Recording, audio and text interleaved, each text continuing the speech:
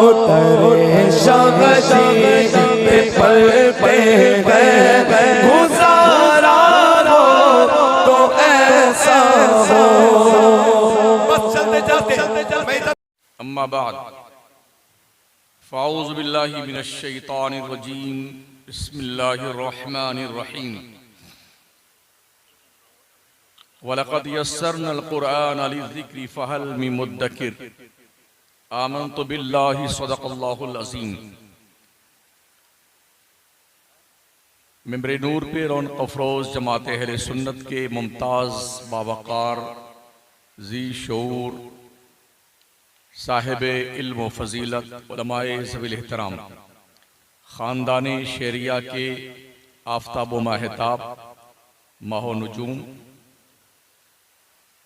अइम्मे मसाजिद अहले सुन्नत तालिबाने उलूम नबविया हाज़रीन बज़्म, आइए इंतहाई खुलूस और मोहब्बत के साथ मकीन गुंबद खज़रा ताजदार अरब व अजम फ़ख्र आदम व बनी आदम हुज़ूर अहमद मुज्तबा हज़रत मोहम्मद मुस्तफ़ा सल्लल्लाहु तआला अलैहि वसल्लम की बारगाह करम में दुरूद पाक की नज़रें पेश करें। अल्लाहुम्मा सल्लि अला सय्यिदना मौलाना मुहम्मदिन व अला आलिहि व सहबिहि व बारिक व सल्लिम। सलातुन व सलामुन अलैका या रसूलल्लाह अलैहि वसल्लम। मोहम्मद वो किताबे कौन के तोराए पेशानी, मोहम्मद वो हरीमे कुद्स के शमे शबिस्तानी, तराशा जिनके नाखुन का हिलाले आसमां मंजिल, गुसाला जिनके तलवों का जुलाले आबे हैवानी, वो उम्मी जिनके आगे मोहर बरलब बुलबुले सिदरा, वो नातिक जिनके आगे अक्ले कुल तिफले दबिस्तानी। आज की इस पाकीज़ा बज़्म में जश्न कुतुबुल अक़ताब व दारुल फैज़ान शेरिया के जलसे दस्तार बंदी के पुरवकारो पुरबहार मौके पे अल्लाह ताला हम सब की हाज़री कबूल व मंजूर फरमाए, आमीन। और शहंशाह वलायत हुज़ूर सैयदी सरकार शाजी मियाँ रहमतुल्लाहि तबारक व तआला अलैह के फ़ैज़ व बरक़ात से हम सब के खाली दामनों को पुर फरमाए, आमीन। इत्तेफ़ाक है आज हमारे वक्त में थोड़ी गुंजाइश कम है, पहली बार ऐसा हो रहा है कहीं भी, तो बहरहाल कोशिश करूँगा मैं अपने मालूमात की रोशनी में कुछ मुफीद और कारआमद बातें आपकी खिदमत में नजर करूँगा।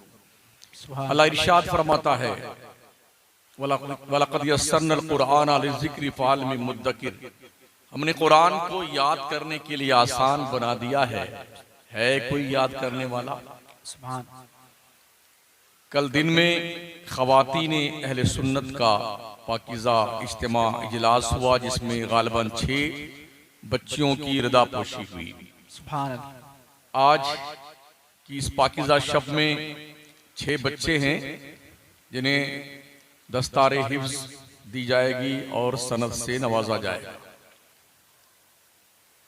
ये अनमोल तोहफे हैं जो इदारे सालाना तौर पर अपनी कारकर्दगी को पेश करके मिल्लत के अहबाब को इस बात पर आमादा करते हैं कि आप भी अपने बच्चों को इदारों में भेजें, ताकि आपके बच्चों के दिलों पर कुरान मुक़द्दस के 30 पारे के हिफ्ज़ की तहरीर लिख दी जाए। सुभान अल्लाह, सुभान।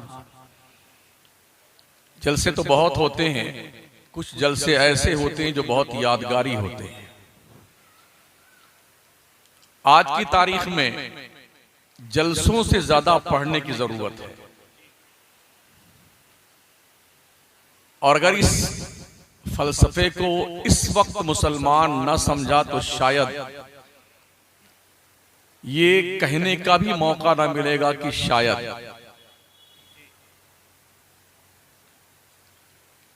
चारों तरफ से आंखें बंद करके सिर्फ आप पढ़ना शुरू कीजिए। 20 से 25 साल तक सिर्फ पढ़िए और पढ़ लिख करके इतना मेयार बुलंद कर दीजिए कि आप इस देश की जरूरत बन जाए। सुभान अल्लाह। बेशक कोई आपको नेगलेक्ट नहीं कर सकता है, बेशक, लेकिन पहले पढ़ना होगा।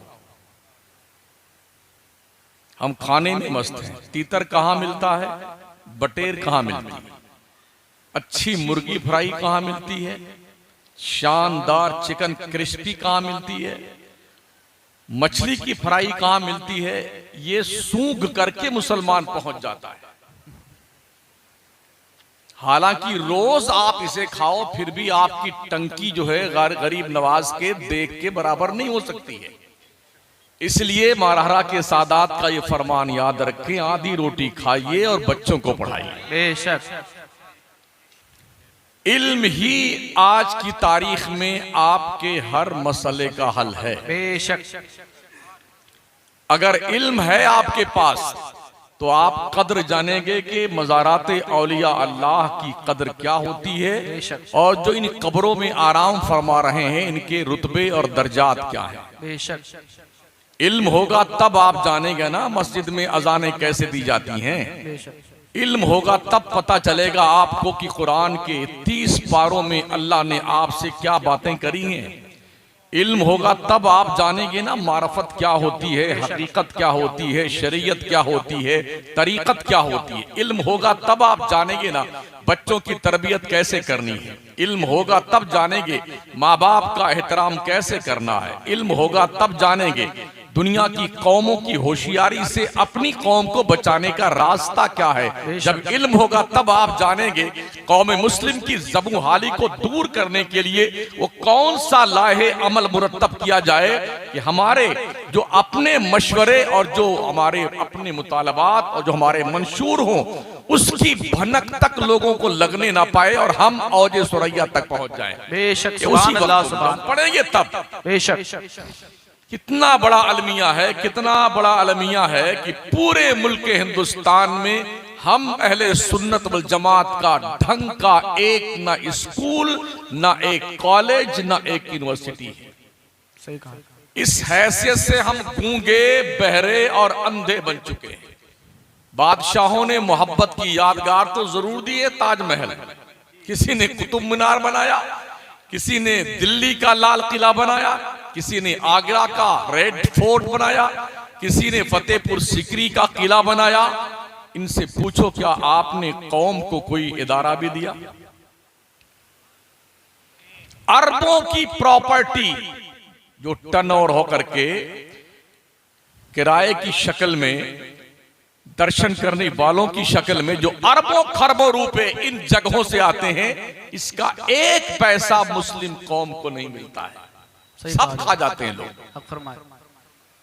शायद उन्होंने सोचा होगा कि हम हमेशा हिंदुस्तान के बादशाह रहेंगे, इसलिए कुछ हिमाकतें भी कर डाली जिस सजा हम भुगत रहे हैं आज की तारीख में। सही बात।